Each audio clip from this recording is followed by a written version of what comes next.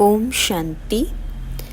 22/1/2025 के बाप दादा के महावाक्य है, मीठे बच्चे, यह अनादि बना बनाया ड्रामा है। यह बहुत अच्छा बना हुआ है। इसके पास्ट, प्रेजेंट और फ्यूचर को तुम बच्चे अच्छी तरह जानते हो। प्रश्न है, किस कशिश के आधार पर सभी आत्माएं तुम्हारे पास खींचती हुई आएगी? उत्तर, पवित्रता और योग की कशिश के आधार पर। इसी से ही तुम्हारी वृद्धि होती जाएगी। आगे चलकर बाप को फट से जान जाएंगे। देखेंगे इतने ढेर सब वर्षा ले रहे हैं तो बहुत आएंगे। जितनी देरी होगी उतनी तुम्हारे में कशिश होती जाएगी। ओम शांति। रूहानी बच्चों को यह तो मालूम है कि हम आत्माएं परमधाम से आती है, बुद्धि में है ना। जब सभी आत्माएं आकर के पूरी होती है, बाकी थोड़े रहते हैं, तब बाप आते हैं। अभी तुम बच्चों को कोई को भी समझाना बहुत सहज है। दूर देश का रहने वाला सबसे पिछाड़ी में आते हैं, बाकी थोड़े रहते हैं। अभी तक भी वृद्धि होती रहती है ना, यह भी जानते हो। बाप को कोई भी जानते नहीं है तो फिर रचना के आदि मध्य अंत को कैसे जानेंगे? यह बेहद का ड्रामा है ना। तो ड्रामा के एक्टर्स को मालूम होना चाहिए, जैसे हद के एक्टर्स को भी मालूम होता है फलाने फलाने का यह पार्ट मिला हुआ है। जो चीज़ पास्ट हो जाती है उनका ही फिर छोटा ड्रामा बनाते हैं। अब फ्यूचर का तो बना ना सके।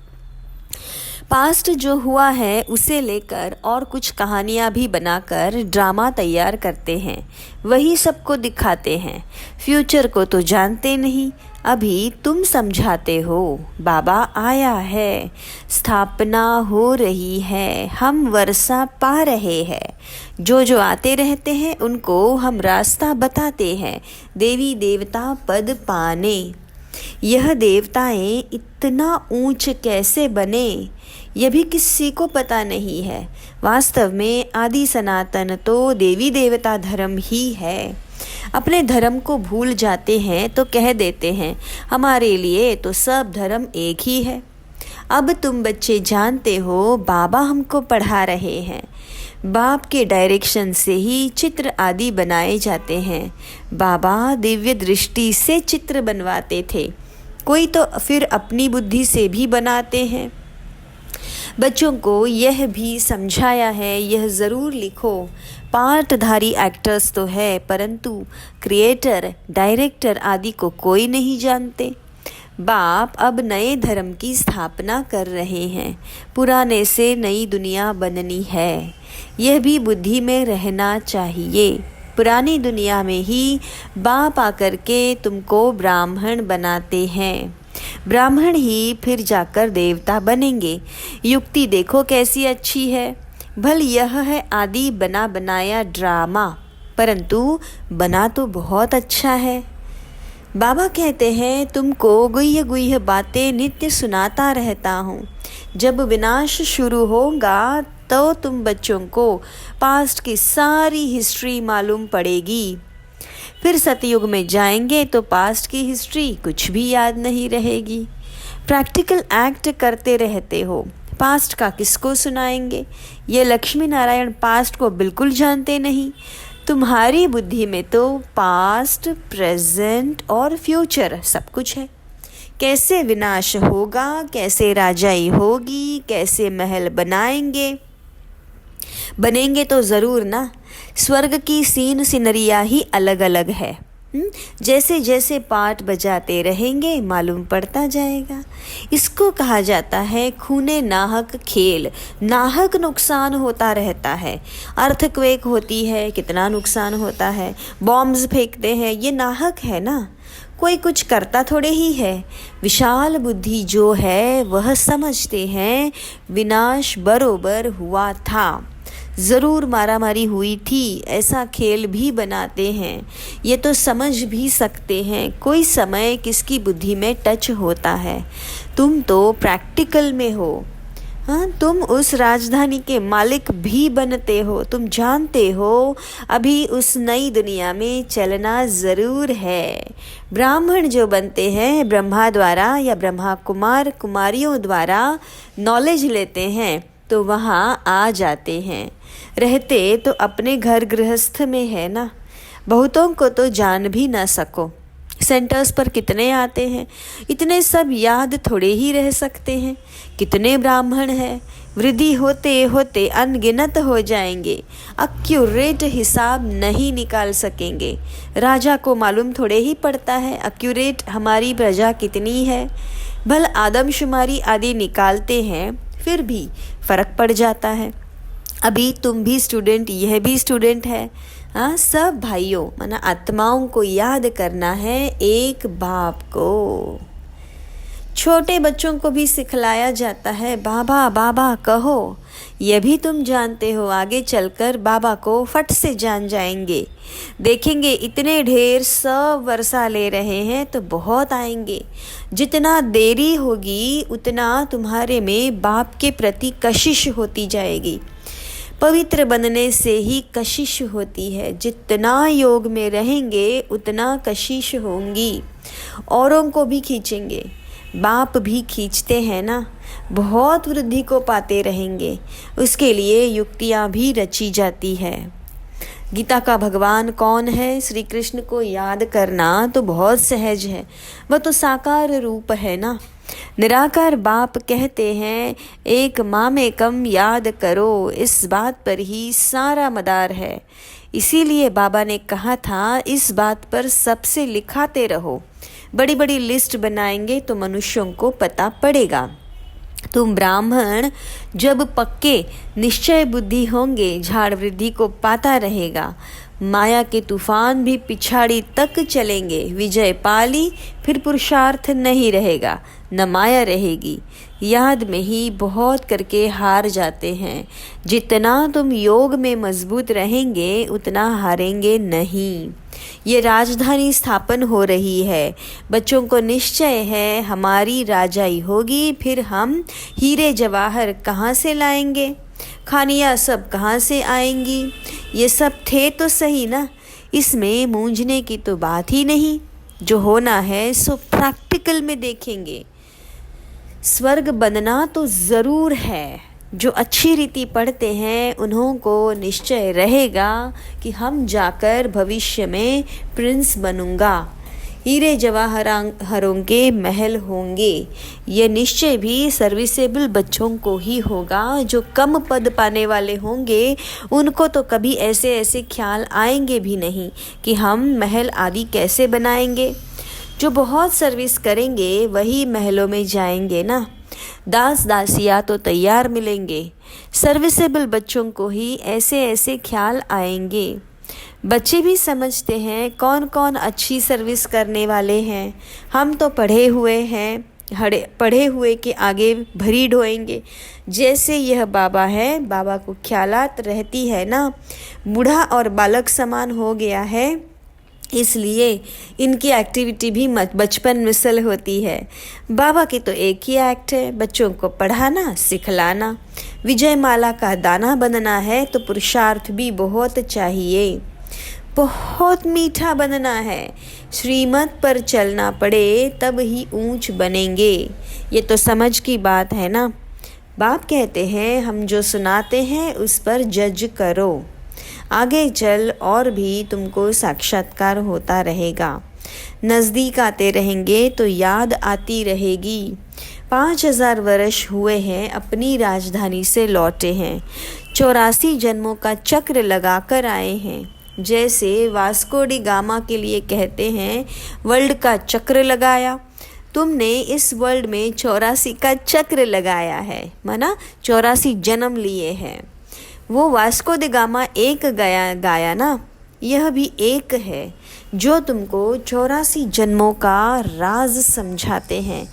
डिनाइस्टी चलती है तो अपने अंदर झांकना है, हमारे में कोई देहभान तो नहीं है, फंक तो नहीं हो जाते हैं, कहाँ बिगड़ते तो नहीं है।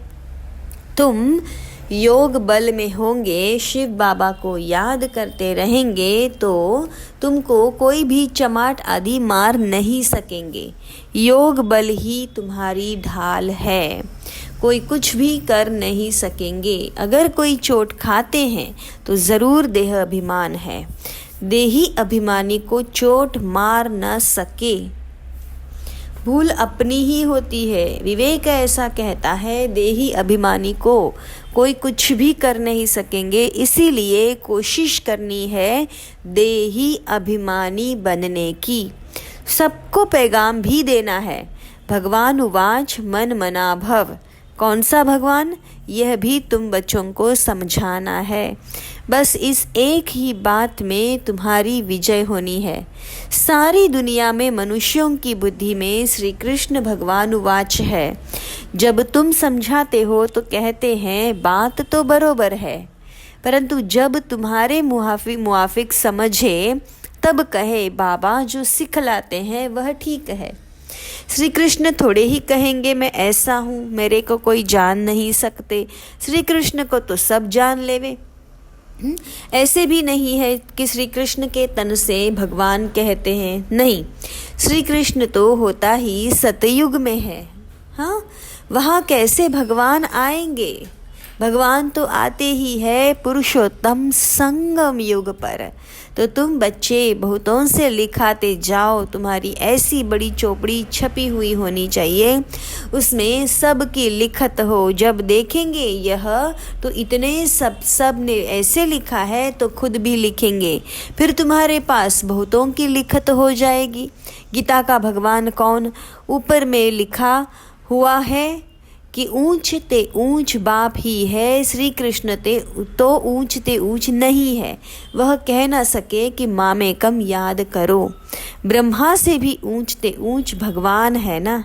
मुख्य बात ही यह है जिसमें सबका देवाला निकल जाएगा।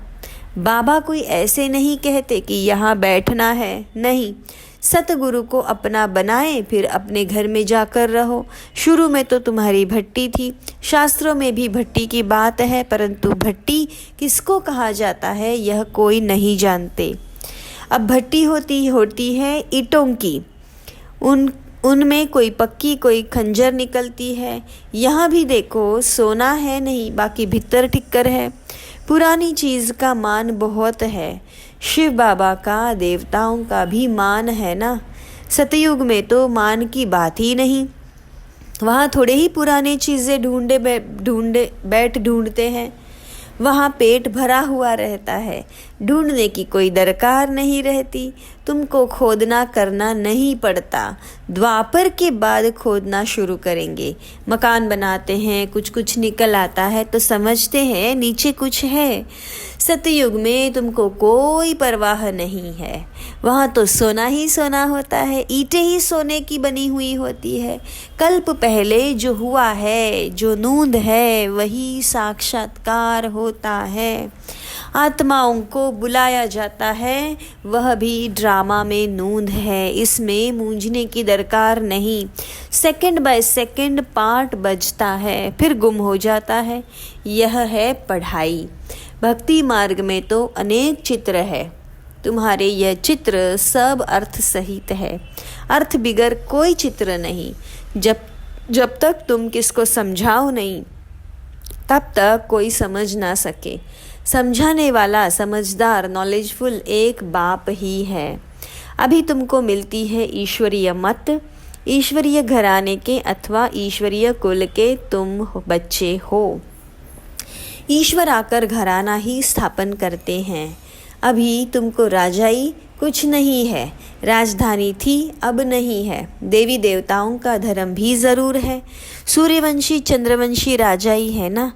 गीता से ब्राह्मण कुल भी बनता है, सूर्यवंशी चंद्रवंशी कुल भी बनता है, बाकी और कोई हो न सके।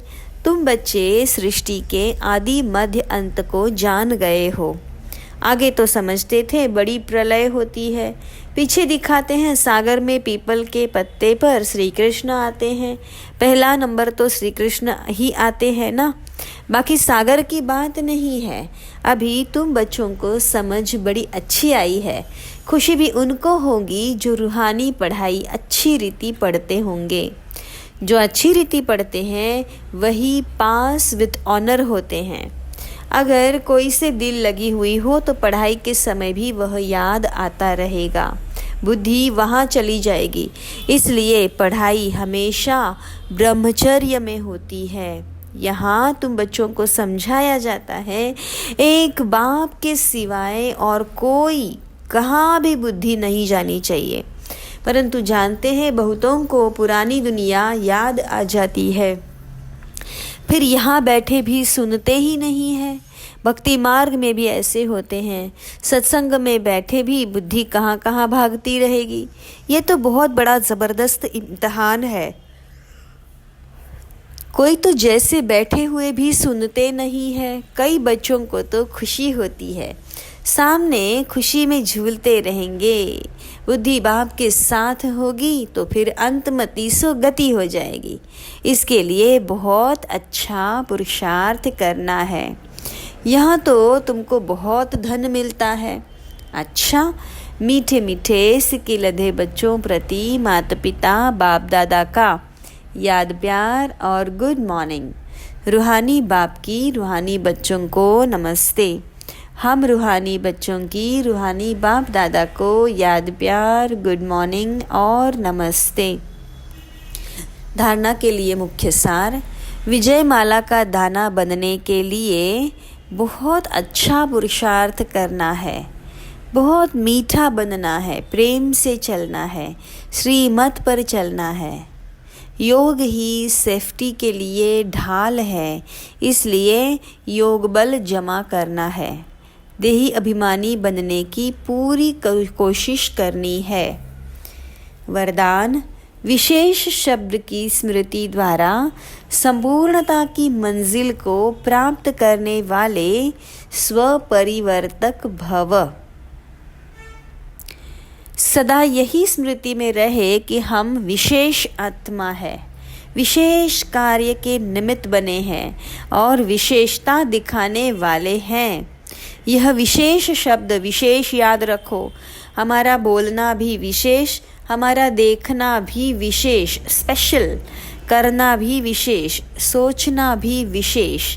हर बात में यह विशेष शब्द लाने से सहज स्वपरिवर्तक सो विश्व परिवर्तक बन जाएंगे और जो संपूर्णता को प्राप्त करने का लक्ष्य है उस मंजिल को भी सहज ही प्राप्त कर लेंगे। So I am a special child of God। Slogan, विघ्नों से घबराने के बजाय पेपर समझकर उन्हें पार करो। अच्छा, ओम शांति। शुक्रिया बाबा, शुक्रिया।